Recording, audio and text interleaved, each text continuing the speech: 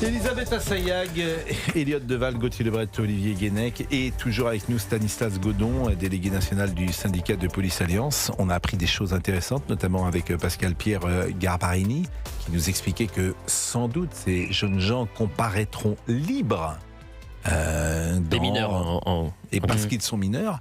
Parce qu'on ne peut pas aller au-delà de 2 ans, si j'ai bien compris. La norme, c'est 1 an. L'exception, c'est 2 ans. C'est des renouvellements tous les 6 mois.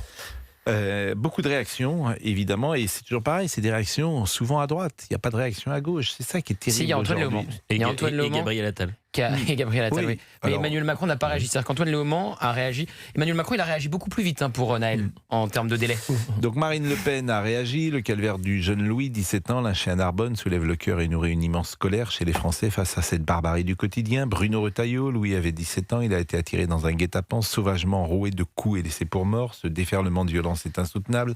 Éric Zemmour, à nouveau un jeune Français, a été massacré dans une violence inouïe par une meute de racailles. Gabriel Attal, hier, Louis, un adolescent de 17 ans, est décédé à Narbonne, roué de coups, laissé pour mort sur un chantier. Notre peine est immense et nous pensons aux proches. Et puis Jordan Bardella qui rappelle que Louis a été lynché à mort avec une violence inimaginable, filmé par ses agresseurs, hilar, laissé agonisant pendant toute une nuit et retrouvé inerte sur un chantier à Narbonne. Il est le symbole d'un pays à la dérive, miné par un ensauvagement que ni le laxisme ni l'aveuglement de nos dirigeants ne peuvent enrayer.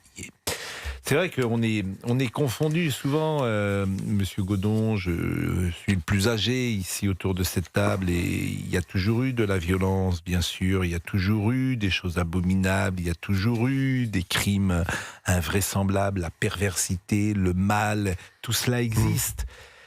Mais on a ce sentiment d'une étape qu'on franchit. Ouais. Ce niveau d'irresponsabilité est invraisemblable. Ces gens laissent les indices pour qu'on les retrouve et jubilent à l'idée de mettre sur les réseaux le crime qu'ils sont en train de proférer. Je trouve ça incroyable. Vous savez, Pascal, j'ai un peu regardé avant de venir. Les tentatives d'homicide, c'est plus 99% en l'espace de 9 ans. La part des mineurs en l'année 2025, c'est 13%. Des 10-17 ans. En sachant qu'une tentative d'homicide, c'est un homicide raté. Les tentatives d'homicide, c'est-à-dire lorsqu'on tente de tuer quelqu'un. C'est entendu. Le Voilà. 13, non mais c'est auprès d'une certaine catégorie ou c'est un chiffre général? Alors, c'est plus 99% entre 2016 et 2025. Ça c'est pour qui? Pour tout le monde? Pour tout le monde. Ça, c'est pour tout le monde. En France. Voilà. Et en 2025, la part statistique des mineurs de 10-17 ans est de 13%. Mais moi, ce chiffre est incroyable. Moi, je ne le connaissais pas, ce Il chiffre. faut changer la Si, loi. C'est le surtout chiffre que des statistiques du ministère de l'Intérieur. 2016, 2020, parce que la courbe des homicides, Mais elle baissait depuis le Moyen-Âge, disait Alain Bauer. Ah oui. Elle baissait depuis le Moyen-Âge. Nous sommes d'accord. Moi, j'ai toujours entendu dire ça. Mais l'argument, Pascal, ce qui est pris notamment par les autorités, c'est de dire la statistique. Déjà, quand on parle de l'insécurité en France, c'est de dire un sentiment, c'est de dire que la justice est ferme puisqu'on n'a jamais eu autant de personnes dans les prisons. Et l'argument également, c'est de dire le nombre d'homicides n'a jamais augmenté. Pourquoi Stanislas Godon parle des tentatives d'homicide? Parce que c'est la preuve la plus factuelle. Une tentative d'homicide est un homicide raté. Donc c'est l'ambition de tuer quelqu'un, mais vous n'arrivez pas à le tuer. Donc c'est une tentative. Et c'est le. Mais c'est homicide ou tentative d'homicide. 99%, c'est énorme. tentative. Mais c'est énorme. Et regardez le nombre de coups et blessures. Le nombre de coups et blessures, là aussi, il a explosé en l'espace de 10 ans. Les vols violents sans armes, c'est 33% de mineurs l'année 2025. C'est ça. Voilà. Et alors, on pourrait citer des chiffres comme ça parce que tous les points sont au rouge concernant les mineurs. Je vous le dis Ça, on a très un clairement. vrai sujet avec Mais les D'où mineurs. votre expression bombe à retardement. Exactement, Mais oui. exactement. Parce que quand on n'arrive pas à combattre les parcours de délinquance, et notamment les mineurs dès le plus jeune âge, parce qu'aujourd'hui, la tranche que je vous disais, là, 10-17 ans, 10-17 ans, je sais pas si tout le monde se rend bien compte. 10 ans, ça commence. Voilà, c'est ça en fait la réalité de la violence aujourd'hui de notre société. Et parfois pour des choses très futiles. Alors il y a eu les rixes entre bandes, les vrais rixes, et pas évidemment l'assassinat du petit Louis, parce que ça c'est effectivement je rejoins Gauthier, absolument scandaleux. Surtout, Scandaleux. parler de risque, de rix, quand on voit la vidéo. Enfin, je veux dire, il faut avoir, je sais pas, un bandeau devant les yeux pour ne pas se rendre compte que là, on est en train de lâcher quelqu'un au sol. Et puis, ça nous rappelle de très, très mauvais souvenirs de ce qui a pu se passer, notamment dans d'autres affaires. Alors, Gauthier, vous allez faire une émission, notamment, rappelons-nous d'Elias. Voilà, Mais ça oui, c'est un moi, très très bon Elias exemple. me vient à l'esprit tout le temps. Eh ben, il y a eu un rapport de la justice, de l'inspection générale de la justice, qui a montré des dysfonctionnements à tous les étages. Juge pour enfants, les mesures éducatives qui n'ont pas été suivies des faits. Enfin, tout à l'heure vous disiez, rien ne marche dans ce pays. Bah, en tout cas, la chaîne pédale, c'est sûr qu'elle ne marche pas. Alors nous, on s'épuise sur le terrain, on prend des coups, 18 policiers blessés par jour, on a 3 millions de procédures en souffrance, et puis après, de l'autre côté, bah, on s'aperçoit qu'il y a des gamins de quelques années qui sont capables d'en tuer d'autres. Je vous rejoins, Pascal, quand vous dites la violence a toujours existé, mais là il y a quelque chose qui se passe. C'est-à-dire que la semaine dernière, on a une dame de 86 ans qui est tuée à la perceuse au niveau de la gorge par un mineur de 15 ans.